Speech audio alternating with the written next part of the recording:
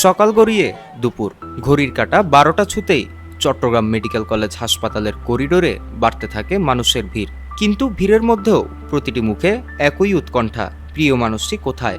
এক একটি মরদেহ হাসপাতালের মর্গে পৌঁছাচ্ছে, আর কোনো না কোনো পরিবারের স্বপ্ন যেন সেখানেই থেমে যাচ্ছে। এই স্বজনদের অপেক্ষা শুরু চট্টগ্রামের ভাটিয়ারীর ফেরদৌস স্টিল শিপইয়ার্ডে। শুক্রবার সকালে বিষাক্ত গ্যাস লিকেজের ঘটনায় মুহূর্তেই অসুস্থ হয়ে পড়েন সেখানে কর্মরত শ্রমিকরা। সংসারের টানে প্রতিদিনের মতোই কাজে গিয়েছিলেন তারা, কিন্তু সেই কর্মস্থল থেকেই 8 শ্রমিককে নিথর দেহ হয়ে ফিরতে হবে তা কে জানত।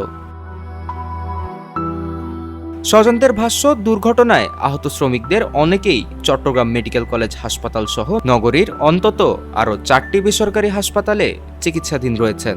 তাদের অবস্থা সংকটাপন্ন, আর আহাজারিতে ভারী হয়ে উঠেছে হাসপাতালের পরিবেশও।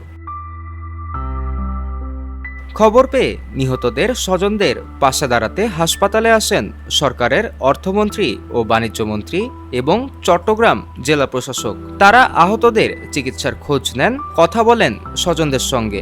এ সময় নিহতদের প্রত্যেক পরিবারের জন্য 10 লাখ টাকা করে আর্থিক সহায়তার কথাও জানানো হয়। হতে যাচ্ছে, তদন্ত কমিটি হতে যাচ্ছে এবং তদন্ত কমিটির রিপোর্ট এর পরিপ্রেক্ষিতে ব্যবস্থা নেওয়া হবে। প্রয়োজনীয় যা যা করা তা করা হবে। দ্বিতীয় কথা হচ্ছে শিপব্রেকিং অ্যাসোসিয়েশন থেকে প্রত্যেক পরিবারকে ওরা 10 লক্ষ টাকা করে, আমরা বলেছি ওদেরকে কম্পেনসেশনের কথা, ওরা 10 লক্ষ টাকা করে প্রত্যেক ফ্যামিলিকে দেওয়া হচ্ছে। তো সরকারের পক্ষ থেকে আমরা কিছু দেব, সরকারের পক্ষ থেকেও। আমরা একটা তদন্ত কমিটি গঠন করছি। তদন্ত কমিটিতে এক্সপার্ট যারা আছে তাদেরকে নিয়ে গঠন করার পরে তারা রিপোর্ট দিলে আমরা বুঝতে পারবো যে কোনো গাফিলতি কোনো পক্ষ থেকে আছে কিনা। তবে আমরা যারা নিহত হয়েছে তাদের পরিবারকে আমরা জানি যে চলে গিয়েছে সে তাকে ফেরত পাবো না, তার জন্য আমরা আল্লাহ রাব্বুল আলামিনের দরবারে দোয়া করছি, প্রার্থনা করছি, এবং যারা অসুস্থ তারা যেন দ্রুত সুস্থ হয় সেই লক্ষ্যে যা যা ব্যবস্থা নেওয়ার আমরা সেগুলো ব্যবস্থা নিচ্ছি।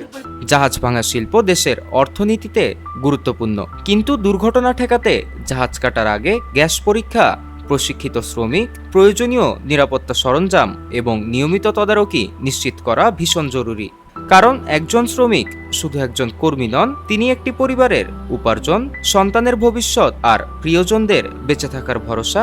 এমনটাই বলেছেন এই শিল্পের সঙ্গে জড়িত পরিবারগুলো। রাফসান খান, পূর্বতারা, চট্টগ্রাম।